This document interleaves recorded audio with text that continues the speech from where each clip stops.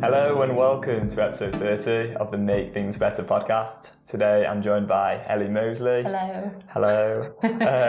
Welcome on, Ellie. Really glad to have you here. We've been working together now for close to 2 years. Yep. Do you want to start off by introducing yourself, what you do at Hive and how you got into it? Yeah, sure. Hello, everybody. So I am a project manager at Hive. I first kind of got into the digital industry purely by fluke. I was 18, 19 at the time, and I was not really sure which direction I wanted to take in life, as probably not many 18, 19-year-olds do. And I was working a few different jobs in kind of childcare. I was actually working as a dinner lady at this point as well. And yeah, I wanted to make some money and, just be able to have a good time. So I went along to a recruitment agency in Sheffield, and they got me an interview for a position at a company called Technophobia, which I'm sure many of our viewers are aware of. I think half of our podcast guests have worked at Technophobia at some point. It's like, that always seems to be the backstory. The starting point. Well, I used to work at Technophobia.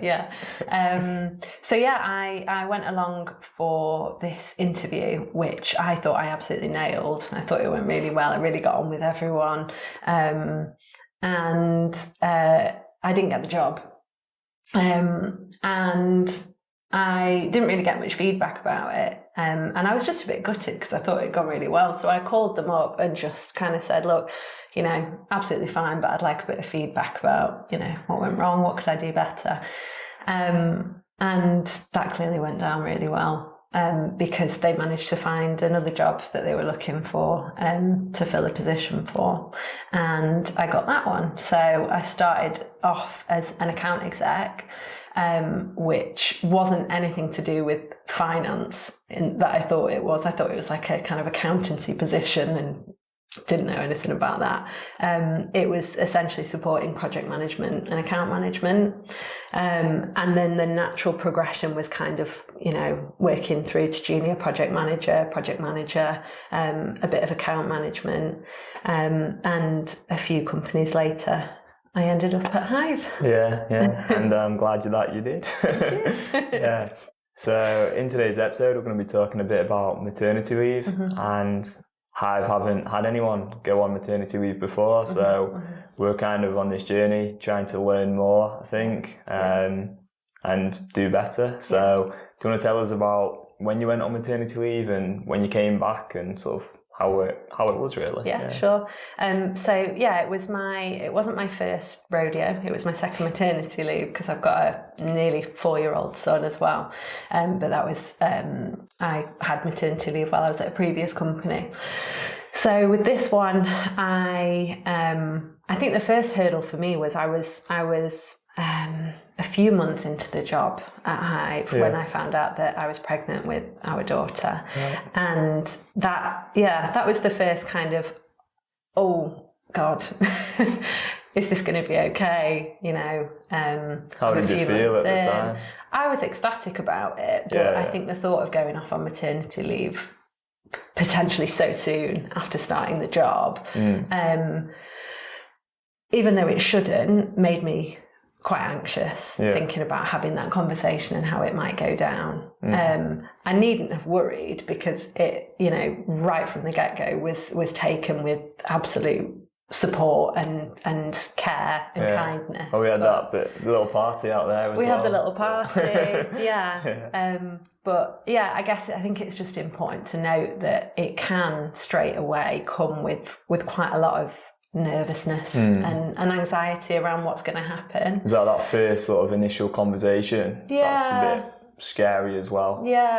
Because I think no matter how well you think you will be supported and looked after, it's still the thought of having quite a lot of time off work away from something that you've been doing and something that is so integral to your life. It's nerve-wracking. So but it was incredibly well received. I was really supported, And so yeah, I went off on maternity leave last June and had my daughter in July. And I've been back at work now since the end of March. Yeah. So yeah, it's been a bit of a roller coaster. Yeah. But it's yeah. Do you think in that time Hive could have done anything sort of differently, like to sort of improve how it's been for you on maternity leave, right from the start to coming back? So I think the biggest thing for me to start off with was, as soon as I told my manager, Liz, it was just met with an awful lot of care, and not only that, but luckily a lot of real kind of genuine empathy. Liz has got 2 sons herself, so she's been through, although she wasn't at Hive at the time, she has been through the kind of the maternity leave process, and more importantly, she's had children. She understands kind of the physical and emotional intenseness that it is to have a child. So I think the fact that I was able to talk really openly with her about it all from very, very early on was massively helpful to me. I think another thing that was really helpful was having very open conversations about what my maternity leave could look like and how I would like it to look, whilst kind of staying quite flexible with it. Liz was able to understand that what you might decide you want when you first get pregnant isn't necessarily then what you'll end up wanting when you've got a 6-month-old baby, and therefore it's really important for you and your the people employing you to be able to stay quite flexible with that, and to keep really open communication throughout it all. Yeah. How much do you think like structure sort of plays a part? Because in other companies, I'm sure they have like quite solid like policies and like, right, we'll help you in this way. Yeah. Whereas at Hive, I think we have to be honest and just be like, we don't really know. Yeah. It's like, no, totally. And I think yes, in an ideal world, all companies should have a pretty structured policy in place, because some people will only take a job if they know that they've got a maternity or paternity policy in place that they're happy with. Yeah, because also that might help that sort of initial conversation, is that at least, right, this is what's sort of in place. Sure. Whereas at Hive, we didn't really have anything as far as I know, so it's kind of like, it's understandable that you're going to feel a lot of uncertainty around how that conversation is going to go if there's no real information on it, right? Yeah. And I mean, the benefit that I had was that it wasn't my first pregnancy or first maternity leave, so I had a little more confidence than I would have had the first time round. I think if it had been my first one, I would have been quite anxious, not knowing the full process up front. So yeah, I would say definitely it would be beneficial for everybody if that was in place to reduce some of that angst and worry. Yeah. But I think more importantly than that is it's all very well having a policy, but you need to communicate it and action it in the right way. And I think it's really helpful for a company to just kind of take that on board and make sure that they're giving the information across in a really easily digestible way to that person who is thinking about a lot of other things at that point. So making it easily accessible as well. And not just having kind of reams and reams of documentation that you go, right, here you go, look through that and tell us that you're happy with everything. It's working through it together and explaining the really important bits about it. So, how long they might be able to have off, how long do you think that you might want to have, explaining the whole pay structure around it. I think that's the key thing. So it's kind of like a combination of structure with that flexibility, really, right? Yeah, makes sense. I remember when I had my son, And I remember getting pregnant and thinking, right, okay, I love work. I never want to not work. And, you know, as soon as he's born, I'm going to want to come back to work straight away. Yeah. And then as soon as he was born, I was like, I never want to leave him. I don't want anyone else to look after him. I never want to go back to work.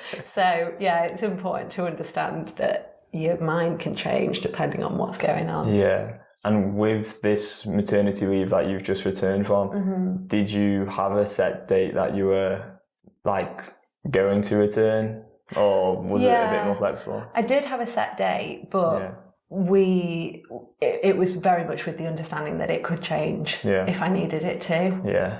And I did feel a lot better this time round about coming back. And I guess just the support that I'd received, you know, when I first told the company, and then throughout it all, I felt really confident that I was going to get the support that I needed to ease back into work at what can be a really difficult time, you know, taking your child to nursery or having someone else look after them at that point. So yeah, I did stick to the date that I was going to, but I know that it would have been fine if I'd wanted to extend it. Yeah, definitely. And having come back, how have things been so far over the last few weeks, and what do you think like a company could do to maybe support people coming back as well? Because as we were talking about earlier, that's like a massive thing, is like you don't really know how it's going to be once you return, and it's sort of having that continual support, right? Yeah. So I think that for me, my first morning back, I set myself really stupidly high expectations of what that morning would go like. And in my head, it was like, okay, you know, we're all going to sit down as a family and have a lovely breakfast, going to get the kids ready on time, going to get them out the door, we're going to skip down the road to nursery, everyone's going to be super happy. I'll be sat at my desk by 8:30 with a cup of coffee and ready to go. And in reality, it was just as far from that as you can imagine. It was utter chaos. Both of the kids had to be like peeled off me at the nursery doors, screaming. I burst into tears as soon as I turned around. Didn't even have a shower before logging back on. Thank goodness for remote working. And I had a meeting booked in with Liz, my manager, at, I think it was 11 o'clock that morning, to catch up, kind of back to work catch up. And the way that she framed the meeting was not, right, okay, this is the work that I want you to dive into. It was, how are you feeling? Are you all right? How was this morning? And I burst into tears and sobbed at her for about half an hour and talked it all through, and then felt great. And was like, right, actually, do you know what? I'm ready to start now. I feel really good. And I think if she hadn't framed it in that way, then we wouldn't have been able to have that really honest conversation about, I've struggled this morning, it's really hard, and I feel a little bit heartbroken.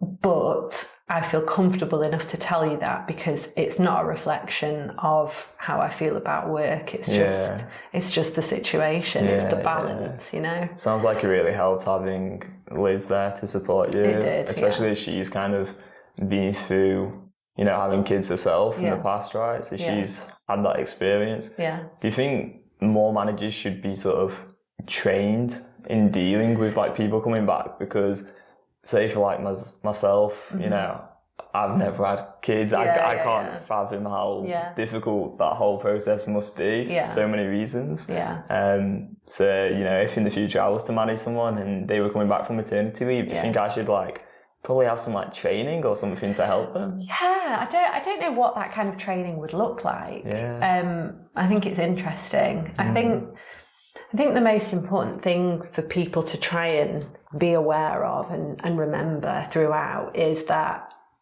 you know, anyone who has a significant amount of time away from work, you know, 9, 10, 11, 12 months off work, is bound to feel a little bit less confident than they would have done beforehand about coming back to work. And they're going to have a bit of a foggy brain. And then if you add on top of that the fact that it's not just the time away from work that you've had, but you've also created another life that you've not been used to before, and you're trying to keep someone else going and keep them fed and keep them warm and keep them happy. It's a lot to think about, and it's a lot to distract you. And baby brain, which is a term that I find quite belittling, because it makes it kind of diminishes it a little bit. It's a real thing. You've got a lot going on there.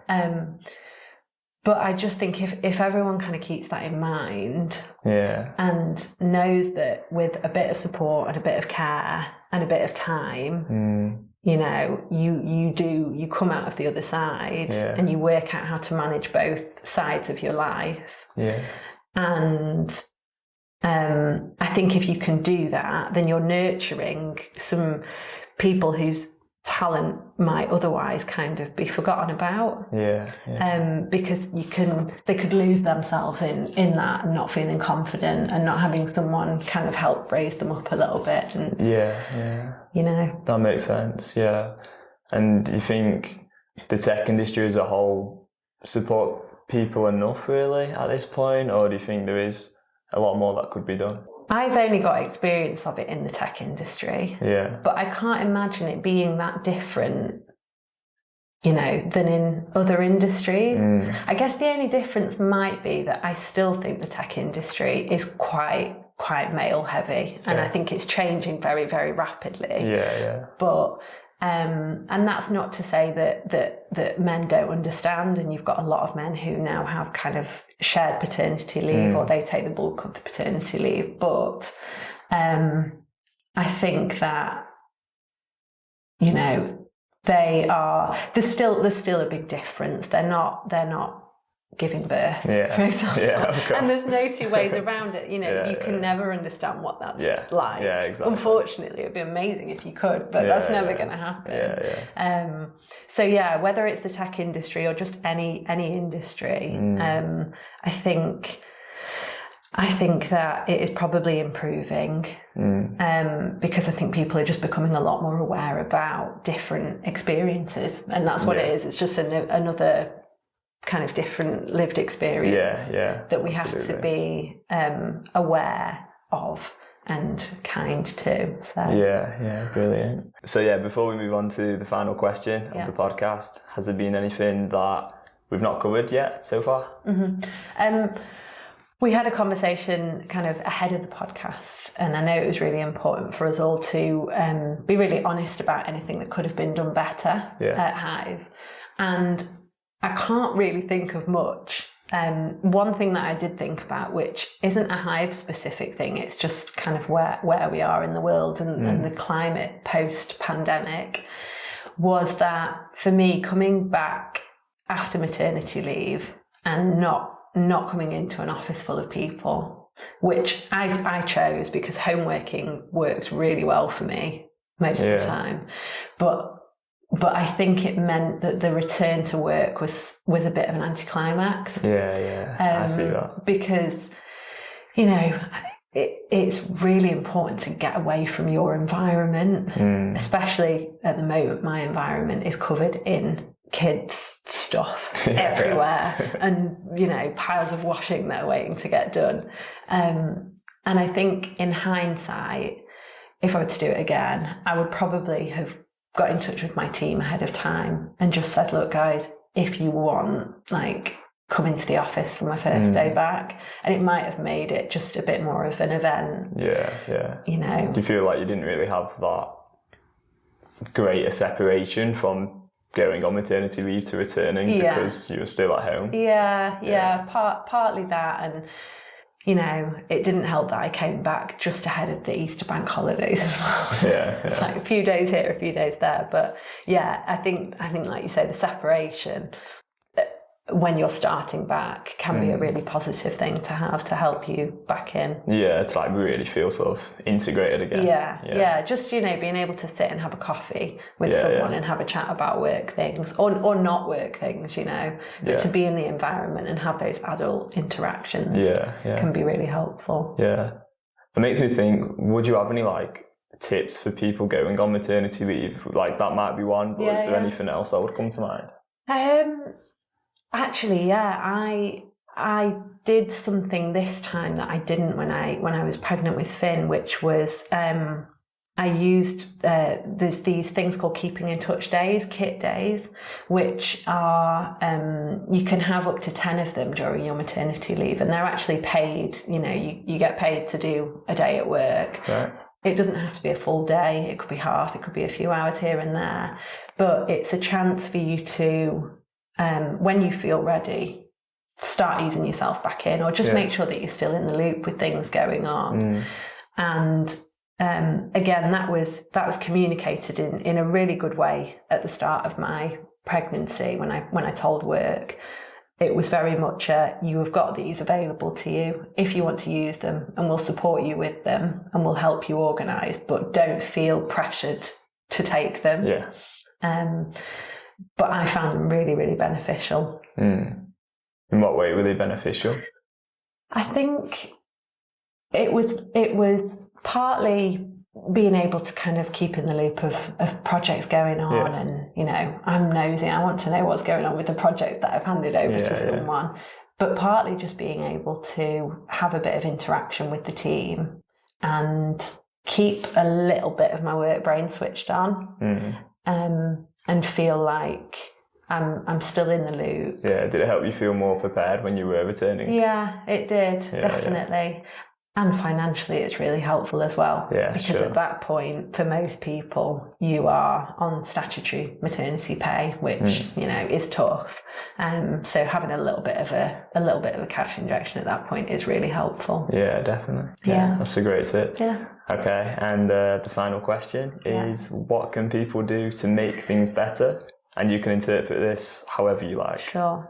I think I've probably covered it in you know, kind of different ways of expressing it, but I think for everyone to keep in mind that going on maternity leave and having a baby and starting a family shouldn't and doesn't need to be a setback in your career. And I think that if everyone kind of works together and supports each other in the right way and communicates about it, then it doesn't need to feel like a big scary setback, you know. And that you can work together to kind of ease your way back in, and you can have both. Yeah, absolutely. Yeah, I love that. Okay, so where can people find you? Are you on like LinkedIn or anything like that? I am on LinkedIn, Ellie Mosley on LinkedIn. Okay, brilliant. Yeah, so thank you so much for watching or listening or reading today's podcast, and I hope you have an amazing rest of your day.